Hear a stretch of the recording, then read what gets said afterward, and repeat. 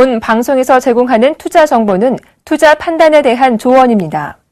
방송에서 제공하는 주식의 가치, 가격 상승 및 가격 하락에 대해서는 방송사에서 보장하지 않습니다.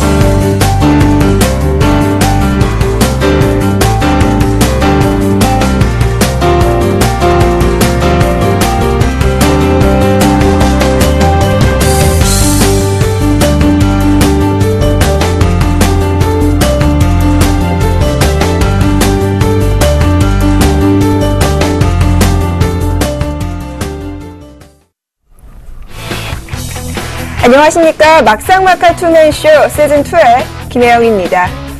오늘 우리 시장 글로벌 경기 충격과 흔들림에 비하면 견조한 흐름 나타냈습니다. 외국인들의 매도폭이 조금 줄었다는 부분 긍정적일 수는 있겠지만 여전히 시장을 올릴 만한 반등의 실마리를 찾지 못하고 있는 상황인데요.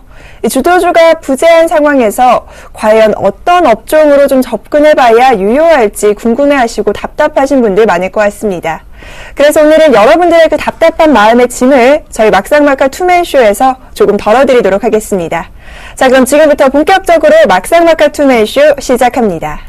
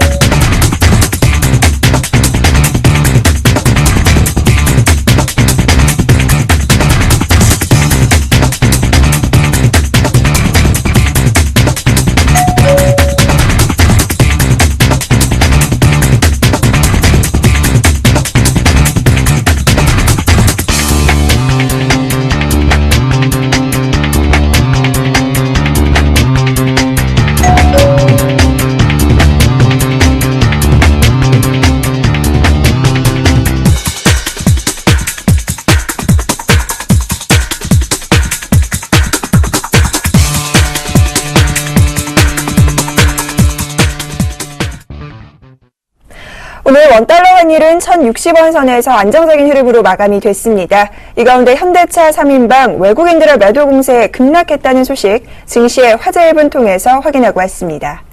자, 이어서 오늘 막상막하 투맨쇼를 즐거운 전투장으로 만들어주실 두 분 오늘도 함께 할 텐데요. 어떤 분들인지 화면 통해서 확인해 보시죠. 중단기 이평선 박스기법의 달인이시죠. 오늘 최영동 멘토님 함께 하고요. 이어서 정확한 매매 타이밍 전달의 고수십니다. 나이센터 전문가님과 함께합니다. 오늘은 최영동 멘토님과 나이센터 전문가님과 함께하겠습니다. 안녕하십니까? 네, 안녕하세요. 자, 먼저 시장 상황부터 분석을 좀 해볼까 하는데요. 최영동 멘토님과 함께하겠습니다. 지금 전반적으로 글로벌 시장이 조금 많이 흔들리고 있습니다. 지수가 좀 많이 빠지고 있는데요. 오늘 우리 시장 상황과 함께 내일장 전략도 좀 챙겨주시죠. 일단은 뭐 오늘 전체적인 흐름들을 좀 보시게 되면 마이너스 0.37입니다. 물론 이제 캔들에 대한 움직임들을 좀 보게 되면 양봉으로 마감을 하는 모습도 좀 보여줬고요. 코스닥 시장도 마찬가지로 장 초반에 상당 부분 변동성이 좀 심화가 됐었는데 일단은 뭐 강한 종목군들 특히 뭐 보시게 되면 이제 바이오 업종이라든지 이제 신약 관련된 이제 헬스케어 관련된 종목군들이 좀 시장을 좀 강하게 좀 끌어올리지 않았나라는 생각을 좀 가질 수가 있을 것 같습니다. 자, 일단은 어찌됐든지 간에 우리나라 증시는 외인들이 좌지우지할 수밖에 없는 시장이고요. 그리고 국내 모멘텀을 가지고 올라가기에는 상당히 좀 버거운 그런 이제 시장의 모멘텀을 좀 가지고 있는 상황들이기 때문에 어찌됐든지 간에 일단은 해외 시장에 대한 다우 쪽이라든지 독일 쪽에 대한 움직임들이 상당 부분 반등에 대한 세기 자체가 좀 나와줘야 되지 않을까라는 생각을 좀 가질 수가 있을 것 같고요. 그런 측면에서 보시게 되면 일단은 뭐 기술적으로는 언제든지 좀 올라올 수 있는 흐름들을 좀 보여주고 있지만 여기서 보시게 되면 1차 파동에 대한 움직임들이 아직 마무리가 되지 않았다라는 점. 그러니까 쉽게 말씀드려서 낙폭이 과다했던 부분들 속에서도 일단은 뭐 반등 흐름들이 좀 나와줘야 되는 부분들인데 그러한 부분들 없이 지금 거의 폭포수와 같이 지금 하락하고 있는 상황들일 것 같은데요. 그런 측면에서 보시게 되면 어찌됐든지 간에 기관에 대한 움직임들보다는 외국인들에 대한 수급 현황들이 상당 부분 조금 시장의 반등에 대한 원동력이 좀 이루어져야 되는 측면이 강하다라고 보시면 좋을 것 같고요. 그런 부분들에서 보시게 되면은 일단은 우리나라 증시 우리나라만의 힘으로는 올라오기 힘들다. 그렇다라고 하게 되면은 해외 쪽에 대한 오늘 밤 특히 굉장히 좀 중요하겠죠. 현 시간부로 좀 유럽 쪽 같은 경우도 상당히 좀 급락하는 모습도 보여주고 있는데요. 그런 부분들은 반전에 대한 흐름들을 좀 기대해 봐야 되지 않을까라는 생각을 좀 가질 수가 있을 것 같습니다. 네, 프랑스 카크 지수도 지금 현재 한 2% 정도 급락하고 있는데요. 내일장에서도 추가 하락 나올 거라고 보시나요? 일단은 뭐 유럽 쪽이 이 정도 수준에서 마감이 된다라고 하게 되면 다우 쪽에 대한 움직임들도 어찌됐든지 간에 영향을 받을 수밖에 없다라고 보시면 좋을 것 같고요. 그렇다라고 하게 되면 우리나라 증시도 마찬가지로 내일 오전장에는 좀 약세 출발하지 않을까라는 생각을 가질 수가 있을 것 같고요. 물론 이제 반전에 대한 기대감들은 좀 가져볼 수는 있겠지만 어찌됐든지 간에 하락장에서는 상승에 대한 모멘텀들도 악재로 반응하는 경우들도 있고요. 어제 같은 경우 보시게 되면 금리 인하를 했음에도 불구하고 시장 반응 자체는 그렇게 뜨뜻미지근했다라고 보시면 좋을 것 같으니까요. 어찌됐든 하락기에서는 좀 조심해야 되는 투자 법이 가장 조금 우선시돼야 된다고 말씀 좀 드리고 싶습니다. 자, 이어서 나이센터 전문가님과도 시장 분석 들어보겠습니다. 자, 전문가님, 어제 뭐 미국 시장 밀린 거에 비하면 우리 시장 그나마 좀 선방하기는 했는데 오늘 시장 어떻게 보셨나요?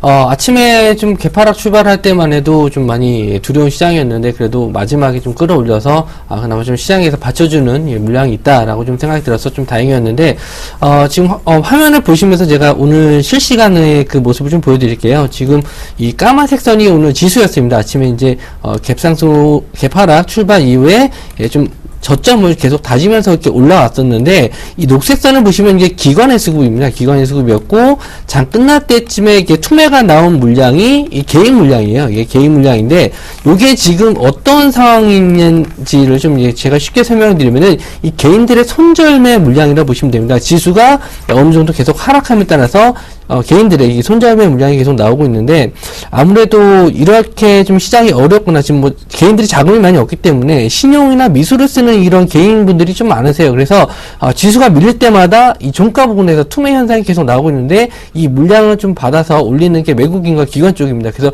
개인들이 철저하게 좀 당하고 있는 시장이라고 좀 볼 수가 있고요. 증시 격언 중에 이런 얘기가 하나 있습니다.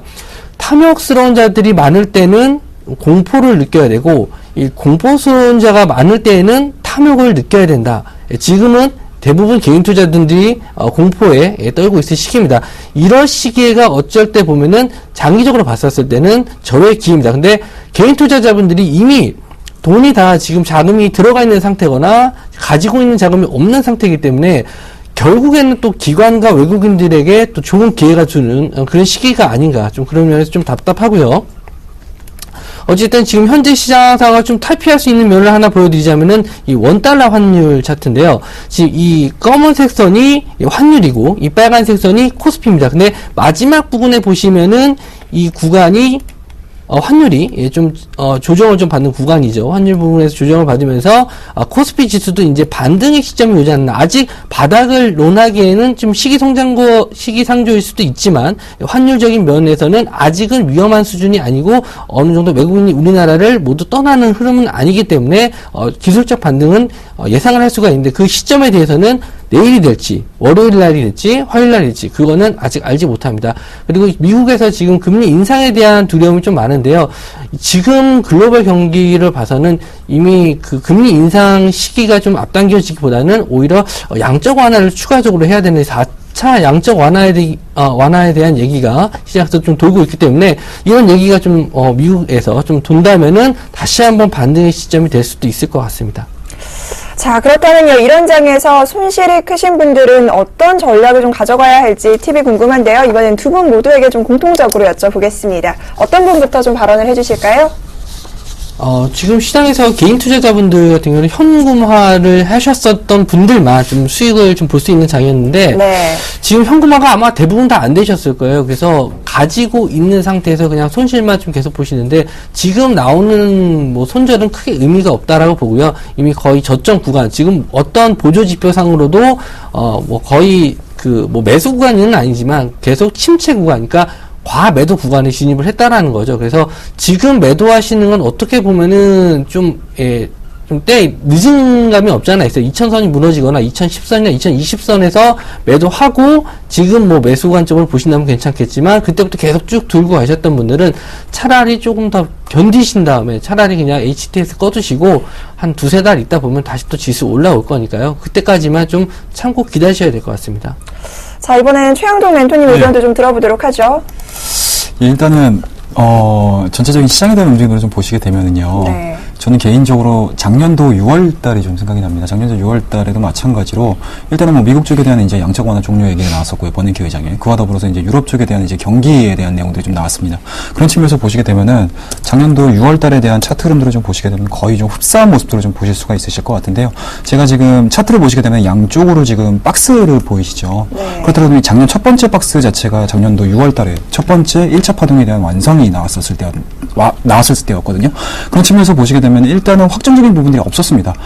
그와 더불어서 이제 6월달 6월 20일 날이죠. 2013년도 6월달 6월 20일 FOMC 이후에 주가에 대한 흐름들, 전반적인 전체적인 시장의 바닥권이 형성이 됐다라는 측면에서 보시게 되면은 이번 달도 마찬가지로 10월 28일입니다. FOMC가 지금 예정이 되어 있는데요. 그런 측면에서 보시게 되면 현재 지금 나오고 있는 양적 완화, 4차 양적 완화에 대한 내용들은 어찌됐든 주변인들에 대한 의견이거든요. 지금 현재 지금 정책 위반자라고 할 수 있는 부분들이 옐런 의장이라고 보시면 좋을 것 같습니다. 옐런 의장이 어찌됐든지 간에 그런 스탠스들에 대한 이제 정책적인 발언들을 전혀 하는 상황이 아니었기 때문에 시장은 이러한 부분들에서 불확실성이 노출되어 있다라고 보시면 좋을 것 같고요. 그런 측면에서 보시게 되면은 주변인들이 얘기를 하는 부분들에서 일희일비하기보다는 경기에 대한 움직임들로 체크를 하셔야 된다라고 보시면 좋을 것 같고요. 그렇더라고 되면 시장이 이러한 발언들과 더불어서 경기에 대한 내용들이 점진적으로 안 좋아진다라고 하게 되면은 시기적으로 보게 되면 불확실성에 노출되어 있다라고 보시면 좋을 것 같습니다. 그런 측면에서 보시게 되면 제가 앞서서도 시황적인 부분들을 얘기해드렸을 때 1차 파동에 대한 완성이 나오지 않았다고 말씀드렸거든요. 네. 그렇다고 되면 저는 개인적으로 올라가는 확률보다는 추가적인 하락에 대한 배팅도 조금 조심을 좀 하셔야 되는 구간이 아닌가라는 말씀 좀 드릴 수가 있기 때문에 일단은 뭐 시기적인 부분들은 좀 말씀 좀 드리도록 하겠습니다. 10월 28일 때까지는 어찌됐든지 간에 국내 증시는 노출이 돼 있을 수밖에 없다라는 부분들 체크를 좀 하셔야 될 것 같고요. 다만 이제 우리나라 증시에서 보시게 되면 1배 미만으로 지금 떨어져 있는 상황입니다. 물론 이제 기술적인 반등에 대한 가능성들을 열어둘 수는 있겠지만 그 크기에 대한 내용들은 아직까지는 확정적인 부분들이 없다라는 점. 그 부분들을 좀 주의를 해보신다라고 하게 되면은 현재 지금 현대차, 삼성전자 그런 부분들을 좀 보시게 되면 직전 저점에 대한 내용들을 다 깨버린 상황이거든요. 그렇더라고 되면 이미 뭐 손절 물량도 다 빠져나간 상황이고요. 외인도 기관들도 거의 손 놓고 있는 상황이다시피 한 상황이기 때문에 물량이 좀 들어와 준다 하더라도 그렇게 강한 반등이 나오지 않지 않을까라는 생각을 좀 가질 수가 있으니까요. 그 부분들을 좀 유의를 해보신다고 하게 되면 상방에 대한 가능성보다는 저는 개인적으로 하방에 대한 가능성을 좀 열어두고 싶다라고 말씀을 드리고 싶습니다. 네, 그렇다면 하방에 관한 가능성을 좀 열어주셨는데 손해가 좀 크더라도 지금 시점에서 뭐 매도해야 되나요? 저는 개인적으로 만약에 2차 파동에 대한, 2차 하락 파동에 대한 내용들이 이제 나와준다고 하게 되면은 손절로서 대응을 하시고 나서 앞서 말씀드렸듯이 10월 28일 분명히 저점이 어느 정도 잡힐 것 같거든요. 만약에 뭐 양적 완화에 대한 내용들이 다시 나온다거나 아니면 금리 인상에 대한 내용들은 확정적으로 시장 대비 뭐 늦추겠다, 시기적으로 늦추겠다라고 하게 되면 시장은 그때서부터 또 반등이 나올 수 있는 가능성이 좀 있기 때문에 파동 이야기를 찾아보면서 좀 해주시죠. 네, 일단은 도움이 좀- 될 것 같은데요. 네, 그렇습니다. 일단은 뭐 일본 상황을 좀 보셔야 될 것 같은데요. 일단은 지금 보시게 되면은 작년도 6월입니다. 제가 작년도 6월하고 굉장히 좀 그 유사성들이 굉장히 많이 찾아볼 수 있거든요. 그런 측면에서 보시게 되면은 사이드로 좀 기는 모습들을 좀 보여주고 있죠. 이 부분들은 쉬어가는 구간들입니다. 근데 지금 현재 지금 우리나라 증시 지금 현 구간에서 보시게 되면은 1900선에서 지금 전혀 지금 미동이 없는 상황이거든요. 그렇다고 하게 되면은 올라가든지 아예 그냥 바닥을 찍고 V자 반등을 만들어내줘야 되는데 시기적으로 V자 반등을 만들어낼 수 있는 구간들이 아닙니다. 그렇다고 하면 기술적으로 좀 올라와줘야 되는데 기술적인 부분들도 마찬가지로 올라오고 있지 못하는 상황이기 때문에 이런 상황에서는 오히려 상방에 대한 기운보다는 하방에 대한 기운들이 나올 수 있다라는 점. 그렇다고 되면은 일단은 뭐 파동이라는 것 자체, 추세라는 것 자체가 기술적인 부분들을 좀 보시게 되면 쭉 빠지는 경우들은 거의 극히 드물거든요.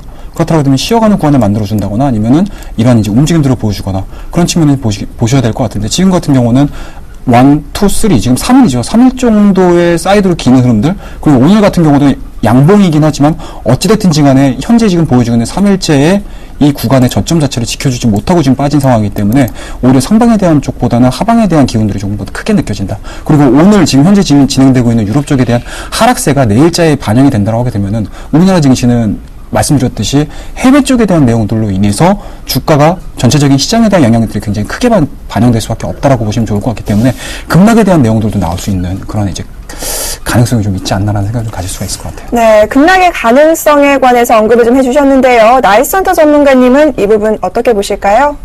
지금 현재 시장에서는 뭐 기술적 분석이 좀 전혀 먹히지가 않는 이미 보조 지표상으로는 뭐 매수가 뭐 기술적 받는 구간 다 이미 나온 상태였는데 뭐 우리나라 쪽 문제가 아니죠. 이제 해외 쪽 시장 문제인데 아무래도 지금 뭐 미국에서도 그 실적 발표가 나오고 있는데 뭐 골드만삭스 같은 경우는 지금 양호한 실적 발표가 나왔다고 좀 전에 뉴스가 좀 나왔는데 이렇게 기업들적인 면에서도 하나 둘씩 좀 희망적인 불씨가 좀 있을 수가 있습니다. 그러니까 시장을 뭐 낙관적으로 보내야 뭐 아니면 부정적으로 보내야 그거는 이제 개인의 차이긴 하지만 결국은 시장은 올라온다는 겁니다. 그래서 이 구간에서 견뎌낼 수 있는 자만이 좀 살아남을 거고요. 만약에 이 시장에서 만약에 떠나고 주식시장을 아예 떠나신다면 다시는 아마 주식시장에 돌아오시지 않을 것 같습니다. 그래서 저는 뭐 기술적 이런 뭐 반등이나 뭐 보조지표를 이용한 매매 타이밍보다는 해외 변수들을 좀 체크하시면서 매일매일 그 외국인들 수급을 좀 잘 보시는 게 좀 더 낫다고 봅니다.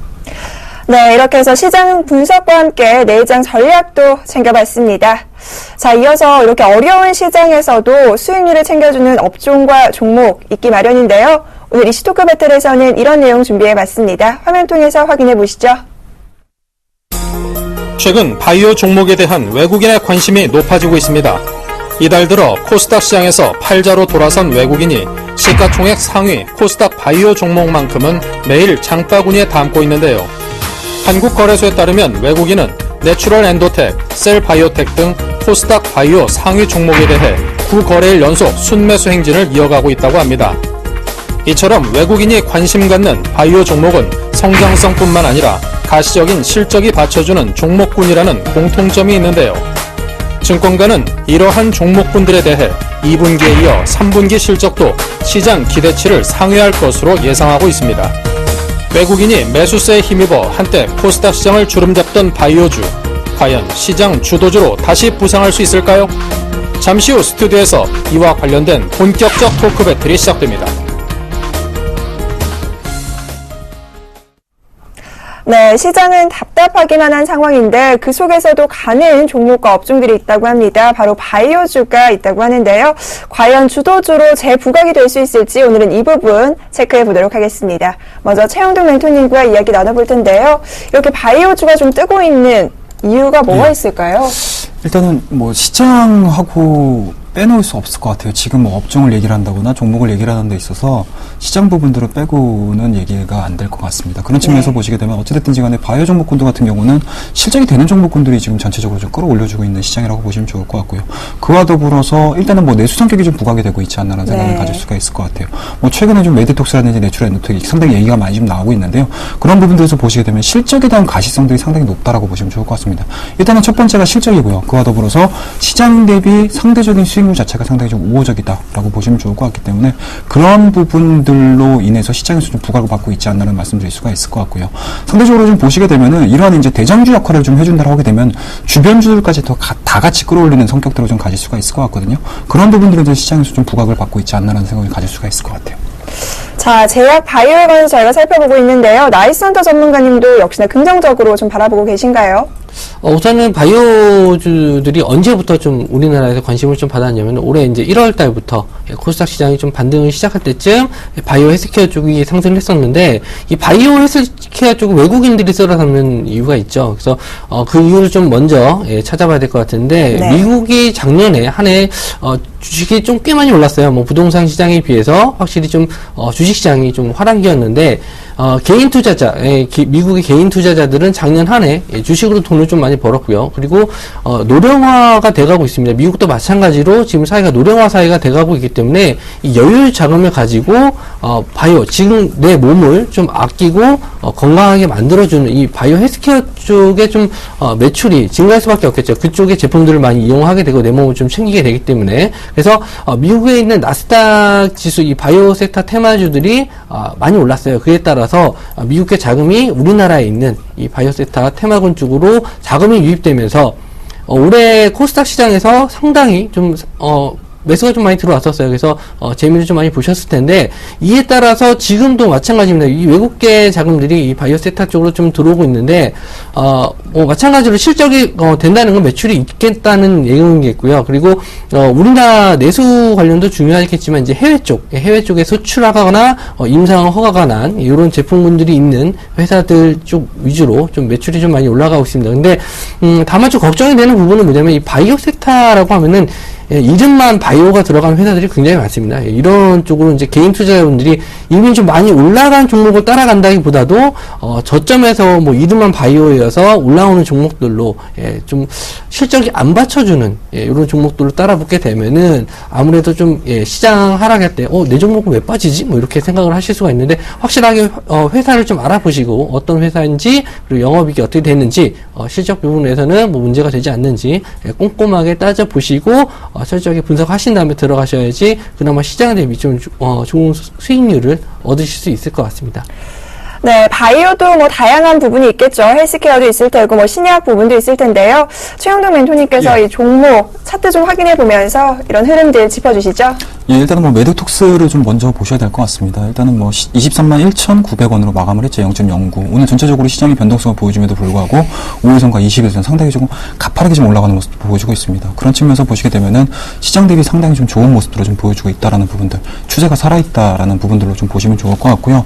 또 한 가지 정도 좀 더 보셔야 될 부분들이 좀 있으실 것 같아요. 일단 앞서서도 좀 이제 바이오 종목군들 중에서도 상당히 좀 좋은 종목들도 많고요. 바이오를 기준으로 해가지고 좀 확장되는 구간들이 좀 많은 것 같아요. 앞서서 이제 우리 나이스헌터 전문가님께서 말씀하셨듯이 지금 노령화 관련해가지고 이제 의학기들 쪽으로 좀 보시게 되면 아이센스라는 종목이 좀 있으실 것 같은데요. 지금 오늘 시장 전체적으로 하방으로 흘러가는 흐름들 그리고 전체적으로 그렇게 크게 변동성을 좀 가져가고 있지 못함에도 불구하고 5%대의 강한 흐름들을 좀 보여주고 있습니다. 가장 뭐 중요한 부분들은 직전 고점 자체를 돌파시켰다는 부분들일 것 같은데요. 그런 측면에서 보시게 되면 안정적인 성장세를 좀 보여주고 있는 뭐 헬스케어라든지 바이오 쪽이라든지 제약 쪽이라든지 이런 부분들 일단은 뭐 시장 대비 상당히 좀 좋은 모습을 보여주지 않았나라는 생각을 좀 가질 수가 있을 것 같고요. 좀 유한영이라는 종목도 한번 큰 종목을 한번 보셔야 될 것 같아요. 유한영이라는 종목을 좀 보셔야 될 것 같은데 이 정도 마찬가지죠. 그동안에 이제 실적이 상당히 좀 안 좋았음에도 불구하고 최근 들어서 시장 대비 상대적인 수익률이 상당히 좀 좋죠. 이러한 부분들은 어떤 부분일까요? 앞서서도 말씀드렸듯이 시장 대비 시장에 대한 성격 자체가 경기 민감률이 빠진다라고 했을 때 내수주로서의 성격이 좀 부각되고 있지 않나라는 말씀을 드릴 수가 있을 것 같기 때문에 이러한 큰 흐름들만 좀 잡아가신다라고 하게 되면은 상당 부분 투자에 있어서는 단기적으로는 조금 안전한 투자처로서 좀 이게 시장 대응할 수 있는 그런 이제 섹터가 될 개연성이 상당히 높다라고 보시면 좋을 것 같습니다. 네, 전반적으로 큰 그림을 좀 그려주셨는데요. 그렇다면 탑픽 종목은 어떤 게 있을지 좀 꼽아주실 수 있을까요? 네, 일단은 뭐 준비한 종목군도 앞서서도 이제 뭐 저희가 이제 거의 이제 이 시간을 마치는 시점에서 이제 추천주도 한 종목 정도 가져왔는데요. 그러한 부분들에서 보시게 되면은 조금 좀 힌트가 되지 않을까라는 생각을 가질 수가 있을 것 같고요. 이 시간은 좀 끝까지 좀 시청을 좀 하셔야 될 것 같습니다. 네, 기대가 좀 되는데요. 이번에는 나이스헌터 전문가님과 좀 이야기 해볼 알아볼까 합니다. 네. 역시나 어떤 섹터 쪽으로 좀 더 집중을 해보는 게 좋을까요? 바이오세타 바이오 중에서도요. 네. 바이오세타 같은 경우는 좀 어려워요. 개인 투자자분들이 공부를 좀 많이 하셔야 되기 때문에 실제적으로 이제 뭐 홈쇼핑이라든지 아니면은 뭐 마트 같은 데서 이제 많이 보실 수 있는 이 건강 보조 식품들이 좀 있을 겁니다. 그래서 제가 예전에 시즌 1 때 추천해 드렸었던 내추럴 엔도텍 이런 종목들 같은 경우에는 홈쇼핑에서도 굉장히 좀 많이 팔리는 반면에 또 미국 쪽에서도 캐나다 쪽에서도 임상실험이 허가가 됐기 때문에 이제 수출하는 면에서도 굉장히 또 좋은 영향을 좀 미칠 수가 있어요. 그래서 주변에서 뭐 어렵게 뭐 증거사 리포트를 읽는다든지 뭐 이런 게 어려우시다면은 주변에서 뭐 마트라든지 약국에서 뭐 잘 나가는 약을 찾아보신다든지 충분히 뭐 어렵지 않게 잘 나가는 종목들은 뭐 주변에 널려 있을 겁니다. 그래서 그런 식으로 이제 주변 생활을 하시면서 실제로 내가 사서 먹어보고 괜찮은지 아니면 이런 거 주변 사람들한테 물어보시면서 좀 괜찮은 약이 있다 뭐 이런 거 뭐 어떤 회사인지 이런 것도 유심히 보시면 이게 다 돈 되는 정보입니다. 실제적으로 뭐 증권사 레포트 계속 읽어보는 것보다 주변에 있는 사람들 중에서 정말 좋아서 많이 팔리는 제품들 이런 것 쪽으로 좀 보시는 게 좀 더 낫지 않을까 생각이 드네요. 네, 쉽게 힌트를 좀 주셨는데요. 그렇다면 최영동 멘토님께서는 이 개인 투자자분들이 바이오 쪽 바라볼 때 실적 외에 또 봐야 할 부분 뭐가 있을까요? 참 어려운 질문이신 것 같아요. 네. 바이오 종목군들이 사실은 실적 대비로 투자를 하는 종목군들보다는 오히려 네. 이제 향후 벌어질 수 있는 굉장히 좀 좋은 모멘텀을 가지고 상승하는 경우들이 상당히 좀 많은데요. 뭐 최근 같은 경우는 뭐 에볼라라든지 이런 부분들이 아직까지 조금 뭐 부시가 좀 남아있는 상황들이기 때문에 그와 관련돼 가지고 장중에 움직일 개연성이 상당히 높다라고 보시면 좋을 것 같고요. 그런 측면에서 보시게 되면 오늘 같은 경우도 진원생명 같은 경우 상한가로 마감을 하는 모습 보여줬고요. 그리고 진단 키트를 개발을 중에 있는 뭐 바이오니아 같은 경우도 7% 강한 흐름도 좀 보여주고 있기 때문에 일단은 전반적으로 시장에 대한 변동성이 심화가 된다고 하게 되면 이런 종목군들은 일시적으로 수급이 쏠릴 수밖에 없다라는 좀 착안을 좀 하시게 되면 뭐 좋은 매매 스타일이 좀 되신다라고 보시면 좋을 것 같고요. 그리고 물론 이제 기존의 뭐 대형주라든지 아니면 나는 묵직한 종목을 좀 가져가겠다라고 하시는 분들 같은 경우는 사실 변동성이 많이 노출이 되실 수가 있으실 것 같아요. 그러니까 손이 좀 느리시거나 아니면은 좀 진중한 투자를 하시는 분들 같은 경우는 좀 조심을 하셔야 된다고 말씀 좀 드릴 수가 있을 것 같고요. 나는 이러한 부분들보다 시장의 모멘텀을 좀 한 발 더 좀 남들보다 좀 빠르게 움직여야 된다라고 하시는 분들 같은 경우는 이러한 모멘텀을 좀 따라가 보시는 것도 지금 시장에서는 뭐 또 다른 대안이 되지 않을까라는 생각을 좀 가질 수가 있을 것 같습니다. 자, 이렇게 시장 상황이 좀 안 좋은데요. 이 바이오 관련주들 연말까지 좀 쭉 갖고 가봐도 괜찮을까요? 글쎄요. 근데 나스닥의 이제 바이오세타들이 또 한순간에 무너지는 경우도 있습니다. 지금 해외 시장이 불안하기 때문에 우리나라는 이제 코스닥에 좀 많이 바이오주들이 있는데 이 시장 상황에 따라서 무너지는 경우가 있어요. 어차피 투매가 나오면은 좋은 종목들도 무너지게 돼 있거든요. 그래서 연말까지 불확실성을 안고 가시기보다는 지금 뭐 솔직히 말씀드리면은 그냥 적은 비중으로 꼭 지금 투자를 해야 될 시기는 아니라고 생각이 됩니다. 뭐 굳이 지금 밖에서 난리를 치고 있는데 내가 가지고 있는 현금을 위험한 뭐 자산에서 투자하느니 차라리 좀 더 확실하게 바닥이 좀 다지고 시장이 올라올 때 그때 뭐 투자를 하셔도 늦지 않다라고 보는데요. 어쨌든 바이오세타가 뭐 해답은 될 수 없지만 어느 정도 도움은 될 수 있다라고 좀 생각이 들고 굳이 내가 투자를 하고 이 시장에 참여를 해야겠다라면은 적은 비중으로 참여를 하시는 게 조금 더 안전한 투자법이 되지 않을까 생각이 드네요. 자, 그렇다면 아무리 바이오가 좋다고 해도 현금 보유가 조금 더 나을까요? 현금도 종목이라고 생각을 하고요. 네. 그리고 아까도 말씀드렸다시피 실적이 좀 받쳐주는 기업들, 이름만 바이오가 아닌 내실이 있는 그런 기업들을 좀 찾으셔서 매매하시는 게 그나마 그러니까 어렵죠. 개인 투자자분들이 하나하나 그런 걸 다 찾으셔서 매매하시는 게 쉽지는 않은데 그래서 뭐 제가 뭐 말씀드리는 거는 뭐 오늘 최영도 멘토님이 가지고 오신 종목이나 제가 가지고 나온 종목이나 이런 종목들이 좀 대안이 될 수 있지 않을까 좀 생각이 드네요. 자, 두 종목 어떤 종목인지 좀 기대가 되는데요. 이 부분은 히든카드 통해서 저희가 확인시켜 드리고요. 오늘 바이오 쪽에서 두 분이 공통적으로 이야기해 주신 부분 바로 실적입니다. 이 부분 놓치시지 말길 바라면서 저희 두 분의 의견 화면 통해서 정리해 드리겠습니다. 자, 오늘 주제는요. 코스닥을 주름 잡았던 바이오주, 시장 주도주로 부상할 수 있을까라는 주제로 살펴봤는데요. 먼저 최영동 멘토님께서는 단기간의 시장을 대비해서는 안전 투자처로 부각되고 있다라는 부분 말씀해 주셨고요. 라이센터 전문가님께서는 실적 확인 후 바이오 기업에 투자하자라는 방안 짚어주셨습니다.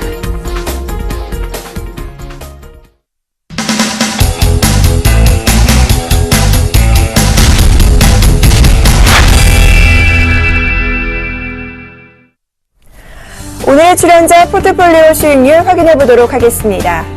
먼저 나이스헌터 전문가의 포트입니다. 현재 포트에는 한 종목이 편입되어 있는데요. 오늘장 하체 종목 3% 하락 마감되면서 7%의 손실 보고 계십니다. 하지만 보유하고 가자라는 의견 주셨네요. 자, 이번에는 포트폴리오 수익률 베스트입니다. 먼저 포코나인 전문가의 유비벨룩스가 2위로 껑충 뛰어오른 모습입니다. 21.3%의 높은 수익률로 상위권에 랭크되어 있는 모습이고요.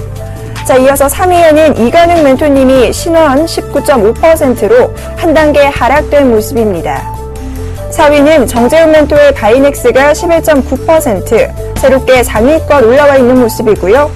5위는 최명승 전문가의 제일바이오가 10.7%의 수익률 기록하는 모습입니다. 자, 그렇다면 오늘장 막상막하 투맨쇼 시즌2의 수익률 베스트 1위, 과연 누가 차지했을까요? 역시나 조민규 멘토의 유닛 테스트가 1위에 랭크되어 있습니다. 48.6%의 수익률 기록하고 있는 모습이네요. 이번에는 누적 수익률 베스트입니다. 1위는 역시나 조민규 멘토님이 43.6% 기록하고 있고요. 2위에는 정재훈 멘토가 25.3% 누적 수익률 보이면서 단숨에 상위권으로 올라선 모습입니다. 정재훈 멘토님 2위 축하드립니다. 자, 3위는요, 포코나인 전문가가 14.2% 기록하고 있습니다.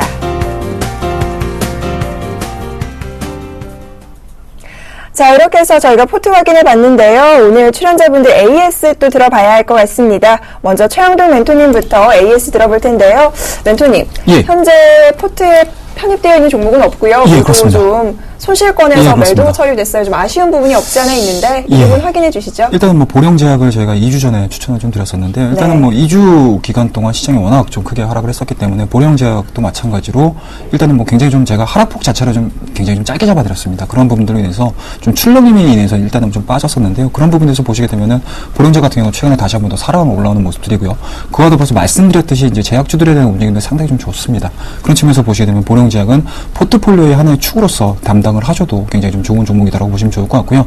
제가 보령제약을 일전에 추천을 드렸을 때 이제 카나베에 대한 실적 흐름들 상당히 좀 의미 있다라고 보시면 좋을 것 같고 3분기 실적에 대한 내용들도 상당 부분 뭐 좋을 것이다라는 측면에서 보시게 되면은 최근 같은 경우는 마찬가지인 것 같습니다. 일단 뭐 바닥 자체를 직전 저점이겠죠. 직전 저점에 대한 움직임들을 뭐 훼손시키지 않고 변동성을 좀 보여주고 있는 상황들이기 때문에 지금 수준에서는 가장 좀 합리적인 종목이지 않나라는 말씀을 드릴 수가 있을 것 같고요. 네. 그리고 두 번째 종목 효정 ITX입니다. 이 종목 같은 경우는 일단은 개인적으로는 그때 당시에 추천을 드렸을 당시에는 코스닥 자체에 대한 움직임들이 상당히 많이 빠졌음에도 불구하고 이 종목 자체, 그러니까 사물인터넷에 대한 움직임들이 상당 부분 시장 대비 견조한 모습을 보여줘가지고 추천을 좀 드렸었던 부분들일 것 같은데요. 아무래도 전체적으로 시장이 4%씩 뭐 빠지다 보니까 이 종목도 마찬가지로 전체적인 시장에 대한 움직임들 속에서 모멘텀을 잡지 못하기 때문에 좀 급락하는 모습을 좀 보여주고 있습니다. 이 종목은 일단은 뭐 지금 수준에서는 접근하기가 상당히 좀 어렵다라고 말씀드릴 수가 있을 것 같고요. 차후에 하반기에 사물인터넷에 대한 움직임들, 그러니까 현재 지금 정부 정책에 대한 움직임들이 뭐 갈피를 좀 못 잡고 있는 상황이지 않나라는 생각을 가질 수가 있기 때문에 새로운 모멘텀들, 그러니까 시장에 대한 이제 화두를 던져줬을 때 사물인터넷을 빼놓고는 얘기를 할 수 없다고 저는 판단을 내리거든요. 그런 타이밍들이 다시 오게 되면 이 종목은 재접근할 수 있는 그런 종목으로 후보군으로 한번 남겨두고 싶다라고 말씀을 드리고 싶습니다.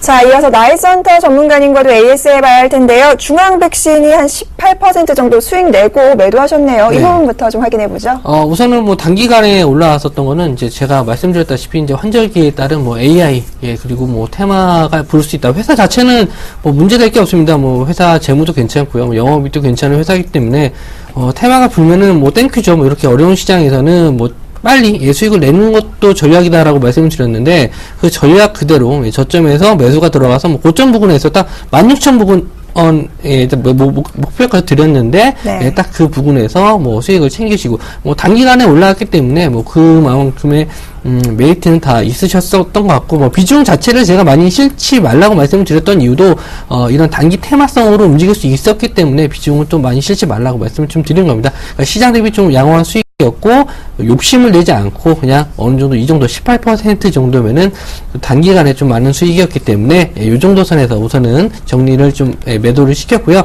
혹시나 이제 비중을 좀 많이 실으신 분들은 절반 정도는 제가 드렸었던 목표가에서 절반 이상 정도는 차익 실현을 하시고 나머지 물량만 들고 가시되 크게 보시지 말고 그냥 추세 흐름이 좀 꺾였을 때는 전략 매도하시는 전략이 좀 좋을 것 같고요. 다음은 이제 하츠인데요. 뭐 마찬가지로 이제 시장 흐름이 좀 안 좋다 보니까 뭐 전체적으로 뭐 건설주도 그렇고 뭐 이런 건설 안에 들어가는 이런 뭐 빌트인 가구 만드는 회사들도 흐름이 좀 안 좋을 수밖에 없는데 지금 위험한 게 이제 61선 부분에서 주가가 좀 머물러 있습니다. 그래서 내일 만약에 시장이 안 좋아서 추가적인 하락이 나오면 이제 추세가 이탈하는 걸로 봐서 이제 손절이 될 것 같은데 글쎄요, 뭐, 주식을 뭐, 하루 이틀이나 뭐, 한 달, 이런 주기로 보진 않죠. 하지만, 또 손실을 또, 어느 정도 짧게 끊어주는 것도 어떻게 보면 또 전략이라고 생각되니까요. 만약에 손절가 오면은 미련 없이, 손절해 주시고, 다음에 다시 올라왔을 때 재공략해도 되니까, 굳이, 뭐, 시장 하락하는 거 눈 뜨고 보지 마시고, 손절할 때 손절하고 또 수익은 낼 기회가 또 옵니다. 돈을 갖고 있어야지 또 수익을 낼 수 있으니까, 만약에 좀 더 떨어질 때는, 확실하게 손절을 해주시는 게 좋을 것 같습니다. 네, 두 분의 AS 전략 참고해 보시기 바라겠습니다. 자, 이어서 히든카드의 종목 확인해 봐야죠. 어떤 종목 갖고 오셨는지 화면 통해서 만나보겠습니다. 자, 먼저 최영중 멘토의 종목입니다. 오늘 세운 메디칼 갖고 오셨네요. 추천 포인트 살펴보도록 하죠. 3분기 실적과 매수주 부각에 따라서 기대감이 좀 강하게 들어오는 종목입니다. 이어서 나이센터 전문가의 종목 살펴보도록 하겠습니다. 오늘 휴비츠 갖고 오셨네요. 추천 포인트 이어서 살펴보도록 하죠. 광학현미경 사업부 축소로 실적 턴어라운드가 예상된다라는 부분과 함께 상해 휴비츠 중국 매수 성장이 지속되고 있다라는 장점 꼽아주셨습니다.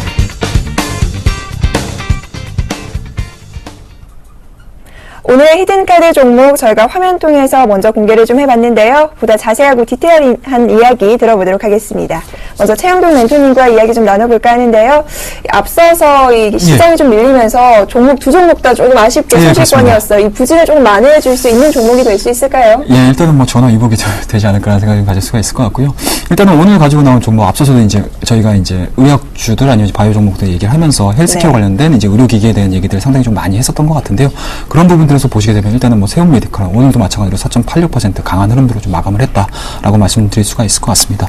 일단은 세운 메디칼 하시게 되면은요, 일단은 뭐 의료 관련해가지고 이제 소모품을 만들어내는 회사다라고 보시면 좋을 것 같고, 상장한 이후에 14년 동안 이제 계속적으로 이제 성장을 하고 있는 회사다라고 보시면 좋을 것 같습니다. 일단은 이 종목이 왜 지금 현재 시장에서 각광을 받고 있냐라는 부분을 좀 보셔야 될 것 같은데, 앞서서도 바이오, 제약 바이오, 그리고 이제 헬스케어를 얘기를 해드릴 때 실적에 대한 얘기들을 좀 해드렸던 것 같아요. 그런 부분에서 보시게 되면, 자, 일단은 뭐 FN 가이드입니다. FN 가이드의 실적 창을 한번 보셔야 될 것 같은데요. 2014년도 작년, 그러니까 올해 2분기죠. 128억의 매출, 영업이익이 28억입니다. 자, 일단은 2014년 9월입니다. 이제 좀 있으면 발표를 할 텐데요. 시장의 컨센서스 자체가 143억 정도고요. 영업이익이 33억입니다.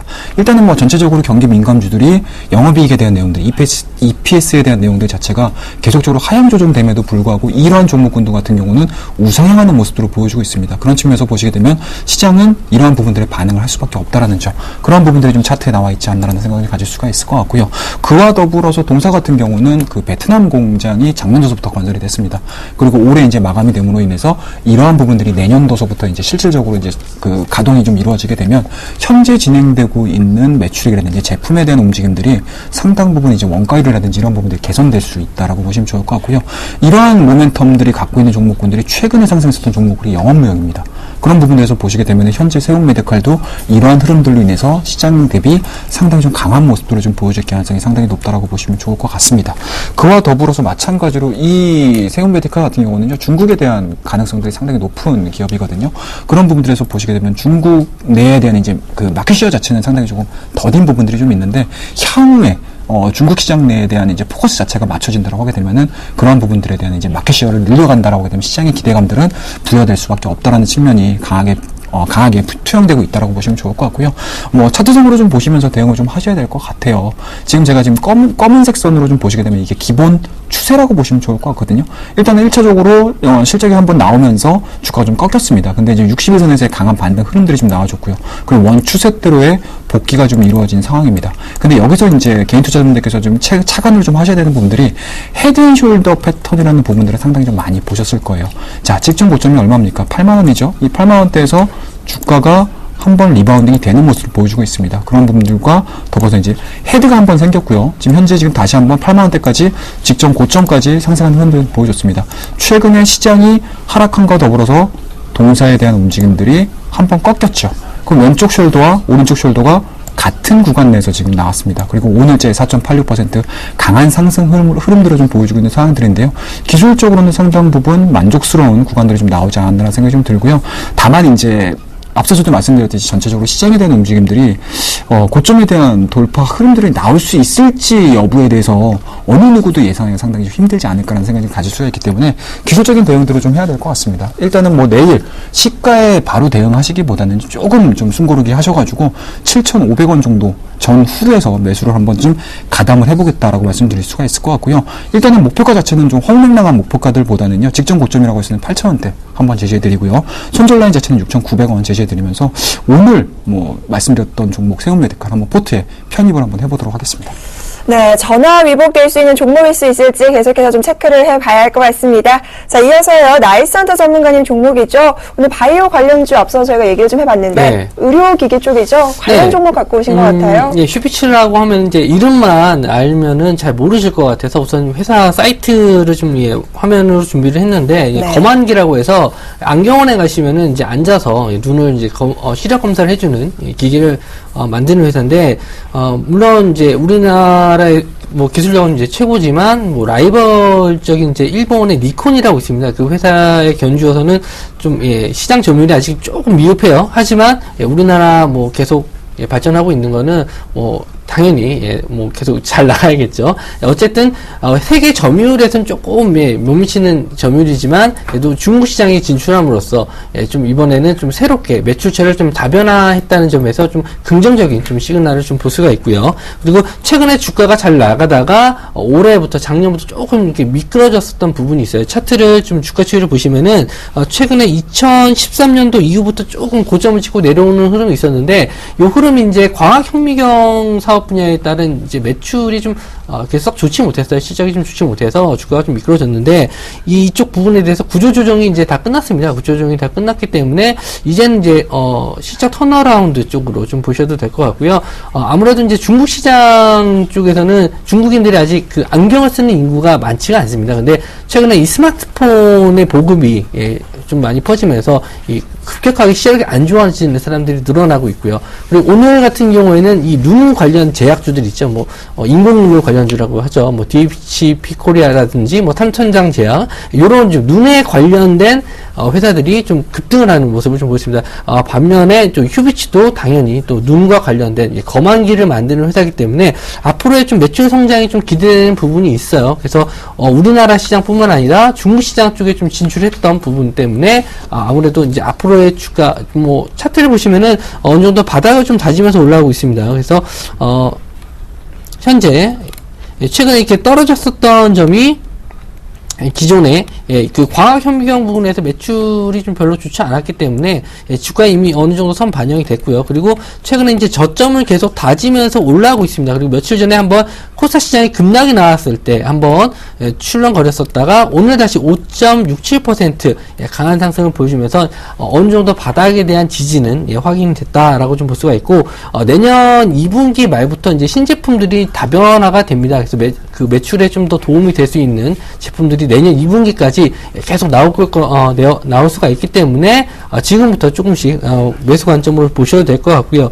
아무래도 이 일본 업체들의 좀 문제가 있었는데 일본 업체 엔화의 약세 때문에 아무래도 좀 문제가 됐을 수도 있는데 반면에 또 환율 이 휴비치 같은 경우에는 환율이 되게 중요해요. 옛날에 환율이 한 1,010원일 때는 영업이익이 좀 낮을 수밖에 없었는데 최근에 이 환율이 좀 올라오면서 영업이익적인 부분에서도 굉장히 도움이 많이 될 수가 있습니다. 그래서 엔화 이 라이벌적인 니콘의 엔화 강세는 우리나라의 원화 약세에 따라서 어느 정도 좀 보완을 할 수 있었다 이렇게 생각이 듭니다. 그래서 상해에 있는 그 휴비츠, 상해 휴비츠의 매출적인 부분도 계속 증가할 것이고, 그리고 우리나라에서도 마찬가지로 환율에 대한 수익도 플러스가 될 수가 있기 때문에 지금 추세에서는 포트에 담아두셔도 좋을 종목이라고 해서 제가 가지고 나왔습니다.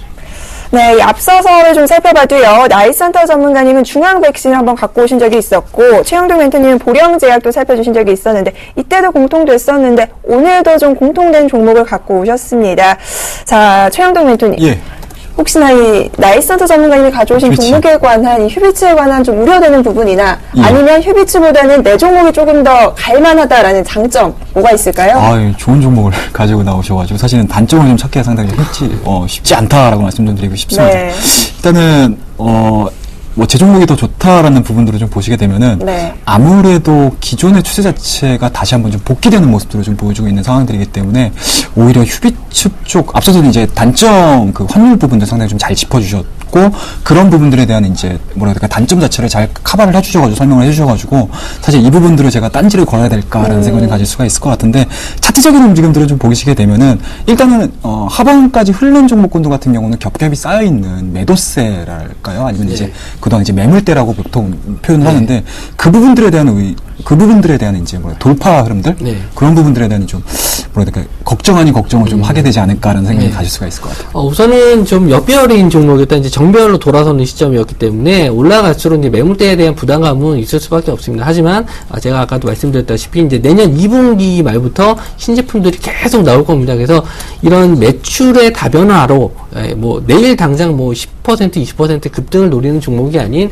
내년까지도 가지고 계셔서 포트에 넣어놓으시면은 내년까지도 그냥 꾸준하게 안전적인 수익을 얻으실 수 있을 만한 종목을 가지고 나왔고요. 저는 좀 히든카드 종목 시간에는 이제 시장이 좀 많이 알려진 종목보다는 좀 잘 모르시는 종목들 위주로 좀 가지고 나오자라는 좀 주의이기 때문에 저도 세임 메디칼을 좀 봤습니다. 오늘 같이 좀 추천을 해드릴까 추천 종목으로 생각을 했었는데 세움 메디칼은 어느 정도 좀 시장에도 많이 알려져 있었던 부분도 있고 그리고 또 DHP 코리아라든지 뭐 삼천단자 안과 관련된 종목들이 같이 좀 올라왔기 때문에 휴비츠라는 종목도 한번 소개시켜드리면 좋겠다 생각을 해서 가지고 나왔습니다. 분위기가 너무 훈훈하죠. 두 분 다 서로 업종 종목 너무 좋다라고 칭찬을 좀 해주고 계신데 자 그렇다면 반대로 나이스헌터 전문가님은 이 시장에 많이 알려져 있는 세움 메디칼 우려되는 부분 없으실까요?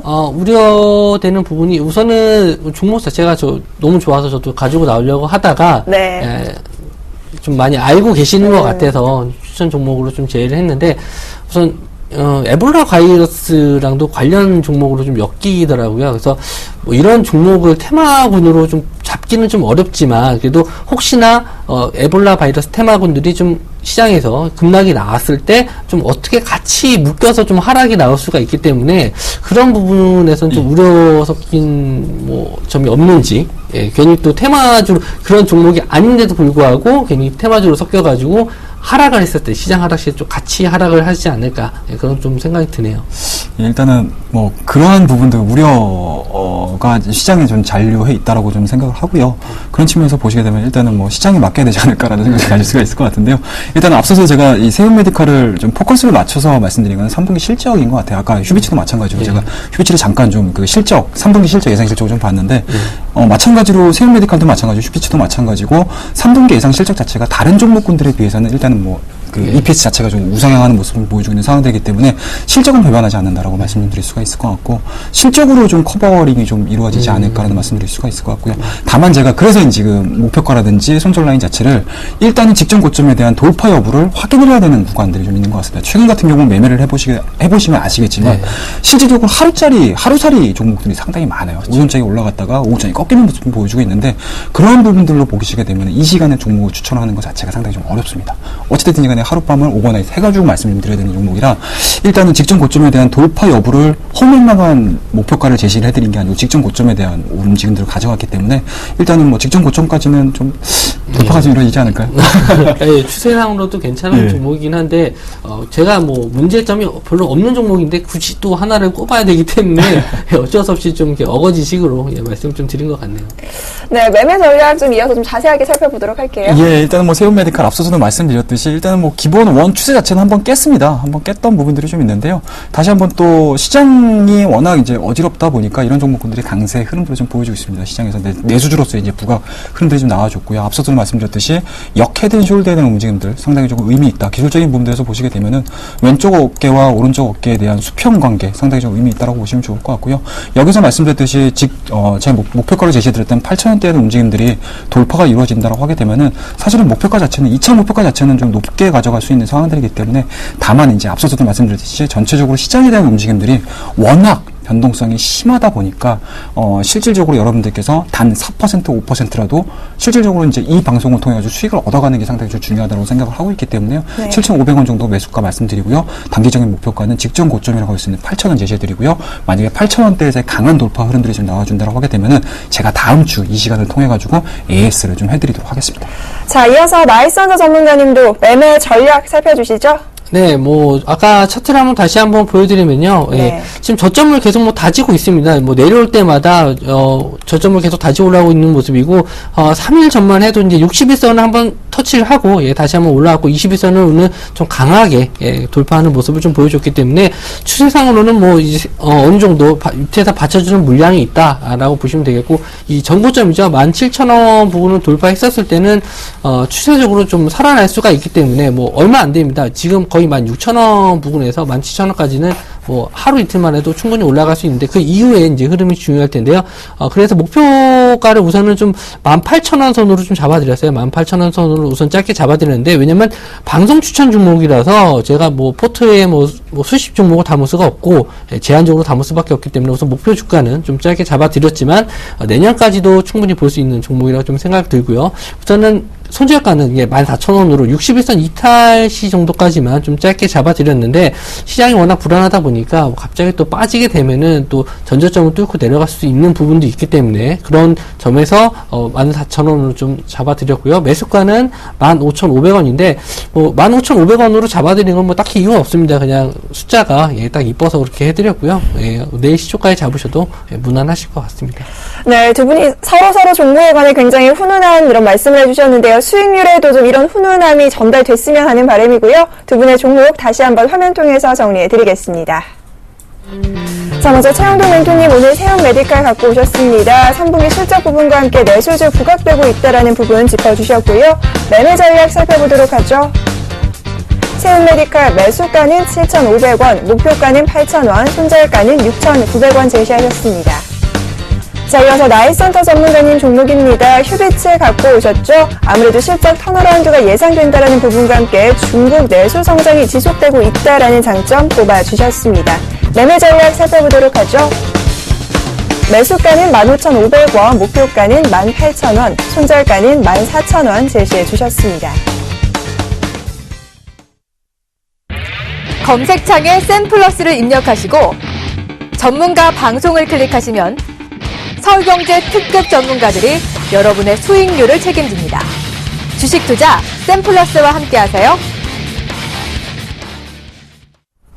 네, 저희가 준비한 소식 여기까지입니다. 오늘 도움 말씀 주신 나이스헌터 전문가님과 최영동 멘토님은 여기서 보내드리도록 하겠습니다. 오늘 말씀 고맙습니다. 자, 내일 시장에서도 성공 투자하시기를 기원하면서 저희는 내일 이 시간 다시 찾아뵙도록 하겠습니다. 함께해 주신 여러분 고맙습니다.